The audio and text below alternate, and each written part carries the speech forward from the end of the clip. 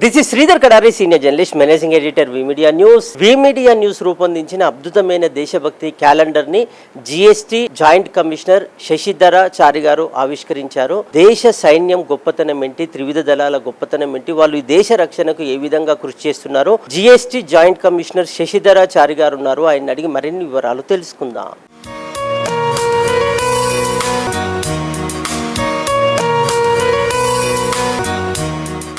వి media news Sridhar గారికి నా అభినందనలు.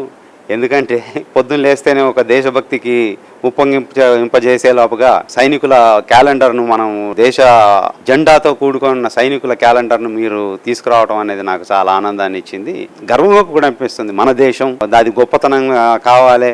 ఏదైతే మనకు విలువలు చిన్ననాటి నుంచి మనం నేర్చుకున్నాయో, భారతదేశాన్ని నంబర్ 1 స్థాయిలో మనం ప్రపంచంలో అన్ని రంగాల్లో చూడాలంటే ఫస్ట్ భారతదేశం యొక్క సార్వభౌమత్వం కాపాడబడాలి. ఆ సార్వభౌమత్వాన్ని కాపాడేందుకు రాత్రింబగళ్ళు తమ ప్రాణాలని కూడా వాళ్ళు లక్ష్య పెట్టకుండా కాపాడుతూ ఉండే సైనికులను మనము సర్వదా గుర్తుంచుకోవటం అనేది చాలా గొప్ప విషయం అండి. నేను ఎన్సీసీలో కూడా ఉన్నాను చిన్నప్పుడు. ఆ రోజుల్లోనే నాకు డిగ్రీ చదువుకునేటప్పుడు దేశానికి వీళ్ళు చేసే త్యాగం ఏంటి, ఎంత గొప్పగా చేస్తారు వీళ్ళు అనేది నాకు అవగాహనలోకి వచ్చింది. తర్వాత నేను లద్దాఖ్ లోపల పర్యటించినప్పుడు అక్కడ ఒక మ్యూజియం చూశానండి. సియాచిన్ లో పనిచేసిన వాళ్ళు, తర్వాత ఆపరేషన్ విజయ్ లో చేసిన వాళ్ళకి సంబంధించిన మ్యూజియం ఉంది. ఆ మ్యూజియాన్ని చూసినప్పుడు నాకు నిజంగా ఒక కళ్ళ లోపల నీళ్లు తిరగటం, తర్వాత మన ఛాతీ చాలా బలంగా ఉప్పొంగటం.